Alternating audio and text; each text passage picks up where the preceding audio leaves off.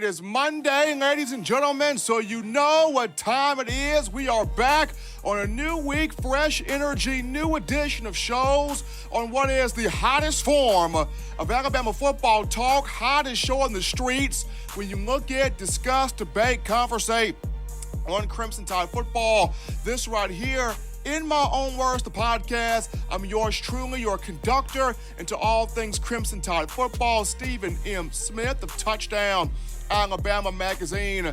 And as always, ladies and gentlemen, we encourage you, as we do each and every time, to smash the like button, give a thumbs up on the show, and hit that subscribe button on YouTube. What that tells us here at TDA is we have to continue supplying you, providing you, giving you the best in news, notes, and coverage on your favorite program, that being the Alabama Crimson Tide. It is because of you that we're over 8,000 subscribers strong. That's right, over 8,000 subscribers strong here on the YouTube channel. So definitely want to continue encouraging you to help us grow the network channel and the brand. But got a hot set of topics to get to on today, and in updating you right quickly, people, we need football in the upcoming season, if nothing else for the simple reason of one of the new growing rivalries in college football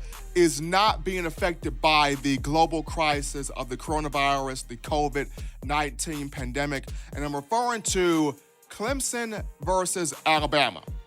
Both of these two schools have met 4 times since 2016, the 2016 title game off the 15 season. And while the records of both schools 2-2 in meeting each other, Clemson winning the 2 national championship matchups, but both schools carry a record of 2-2.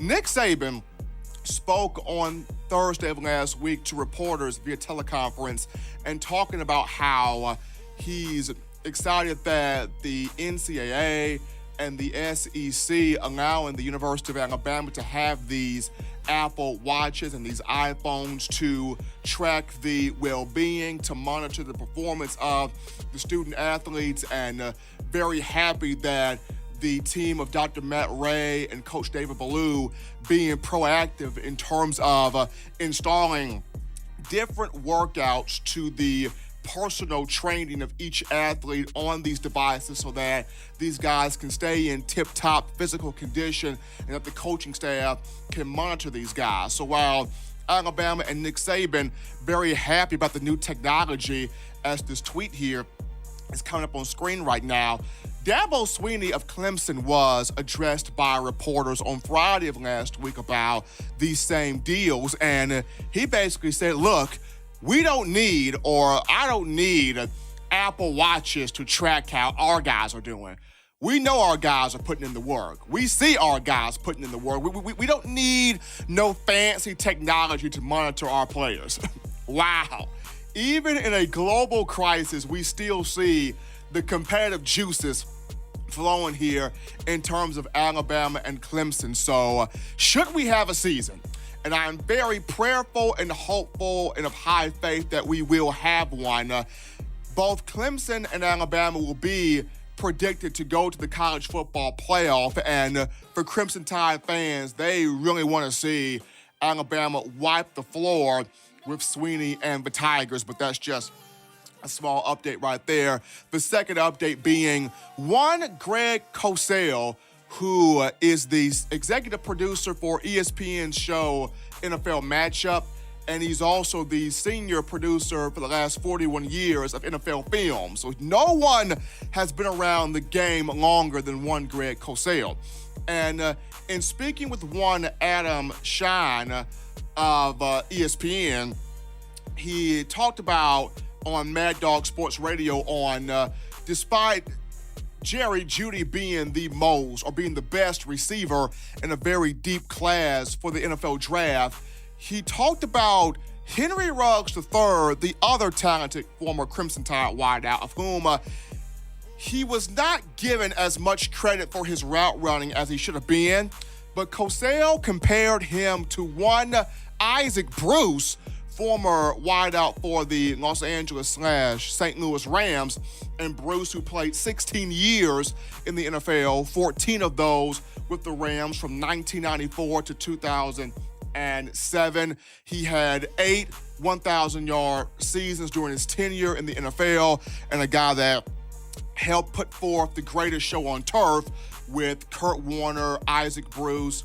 Kurt Warner, Torrey Holt, and Marshall Faulk. Ricky Pro also, that Isaac Bruce, of whom helped the Rams win a Super Bowl in the 1999 season and is a Pro Football Hall of Famer. So Cosell looking very closely at one Henry Rugg, saying that this young man can very much so have the career, or the very similar career, to Hall of Famer Isaac Bruce. But as we dive into now the first topic of conversation here on In My Own Words, the podcast, and it dives back into the teleconference that Coach Saban had on last week.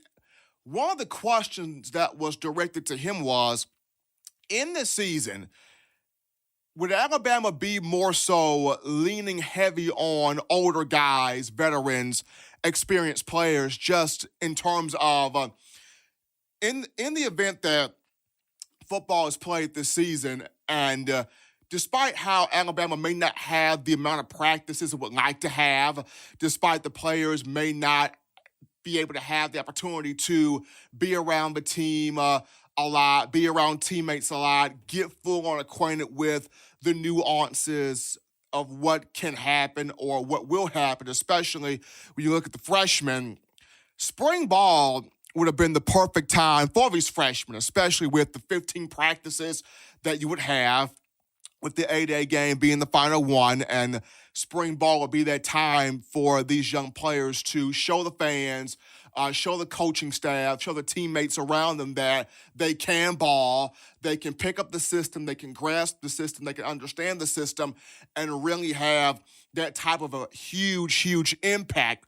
So even with not a lot of opportunities to happen in terms of contact on the field, when you look at fall camp purposes, for you, the question that was thrown at Nick Saban was, would this team be leaning more so on the older guys? Nick Saban answered with, hey, we're going to go to the guys that give us the best chance to play winning football. And if freshmen give us the best chance, we're going to play the freshmen. We've played freshmen before. You've seen it happen. We have put young guys on the field. He brought up one, Minkah Fitzpatrick, from back in 2015. Minkah out of New Jersey did not come in as an early enrollee. He came in the summer, but he had a high IQ. He took to the game strong, very, very good intelligence, and he was able to carve out a starting role at that nickel spot in the star role and be a pivotal part of Alabama winning a national championship that season, being a freshman All-American. So along with him, you had Deron Payne, who played as a freshman as well in 2015. So Nick Saban full on with, if freshmen give us the best opportunity, even with the global crisis, if freshmen give us the best opportunity to play winning football, we're going to put the freshmen on the field. So I throw this question to you, the Alabama faithful, the Bama Nation, the Crimson Tide fan base, you of whom consume Alabama football like none other. If you could put yourself in the mind frame of Nick Saban, I know that may not be easy to do at times, but if you could put yourself in the mind frame of Nick Saban and judging off of not having a ton of practices, not having a ton of time to really, truly prepare the way you would like to, if you were to choose 2 to 3 freshmen that you feel like, even though they may not have time to prepare, even though they may not have the amount of practices that they need to have, because of their raw athleticism, because of the raw talent, because of their ability to really pick up the game quickly, absorb the game really, really quickly, who would be those 2 to 3 freshmen that you would feel like they don't need a lot of practice time, they don't need a lot of practice reps, just put them on the field and they would still have a marquee, profound impact? Who would those 2 to 3 true freshmen be in your mind? For me, The first guy I think of off the bat is Will Anderson. William Anderson, the outside linebacker, 5-star out of Hampton, Georgia, at 6'4", 230 pounds. And the reason why he would be first is Anderson would have a specified role, which being his role would be just affect the quarterback, just attack the signal caller. Upon the snap of the ball, make way toward the QB. And it's the very same role that Tim Williams had in 2015. And Tim Williams, aside from the likes of Marty Lyons and Cornelius Bennett and also Derek Thomas, Tim Williams is one of the best pass rushers to ever play in the history of Alabama football. Certainly one of the best of the Nick Saban era. And Williams' main job was, upon the snap of the ball, get back there and affect the passing game. Whether it's sacking the quarterback, whether it's collapsing the pocket, whether it's batting balls down, you make that quarterback feel your presence. And that would be William Anderson's specified job. And his job would not require a lot of thinking. It would just be read, see it, go get it. See it, react to it. See it, make the play. So that would not require just a whole bunch of practice. And Anderson, during his time at Dutchtown High School in Georgia, especially his senior year, he totaled 22 sacks, 15 tackles for loss, and anchored a defense that gave up 7.7 points per game. So the first guy, in my opinion, would definitely be William Anderson. If I had to take my second guy, it would be Timothy Smith, T.M. Smith, out of Sebastian, Florida, Sebastian River High School, at 6'4", 320 pounds, and kind of the same ordeal.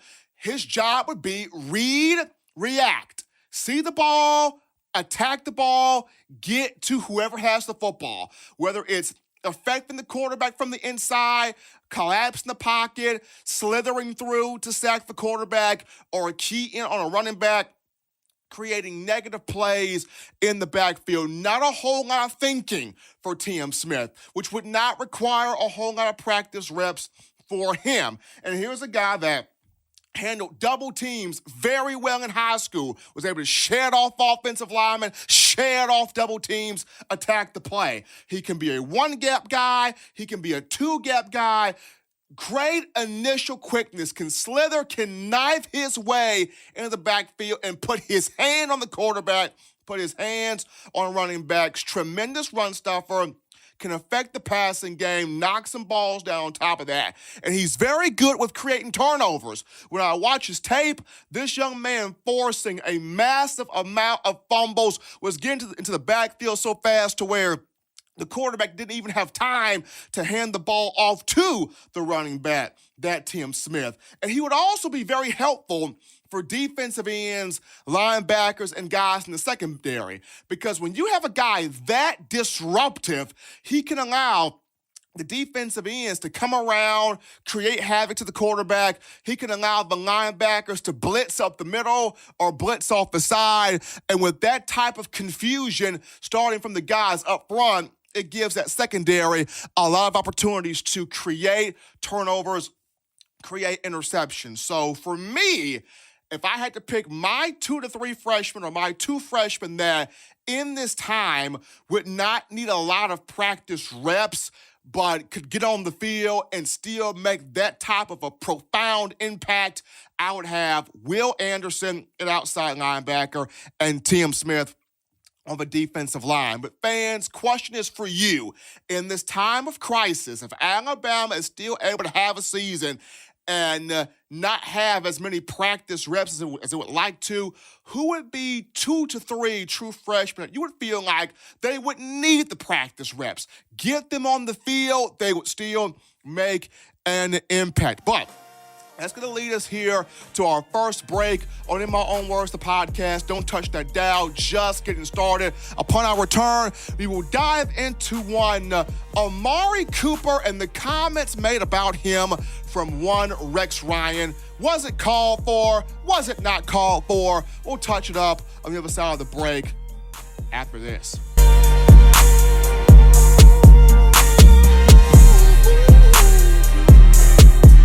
Every sports fan deserves the proper representation. Whitwell Sports introduces to you the Title Towel. Wave that Title Towel in the air like you just don't care in support of Nick Saban and the Alabama Crimson Tide. Only $9.99 and it lasts a lifetime. Head on over to whitwellsports.com and get your Title Towel today.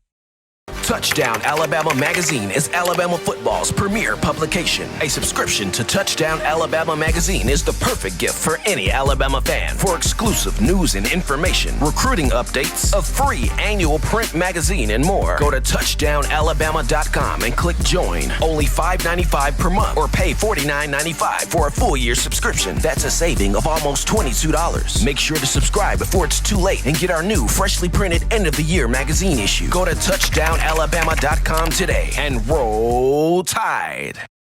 Thank you for watching Touchdown Alabama Magazine's YouTube channel.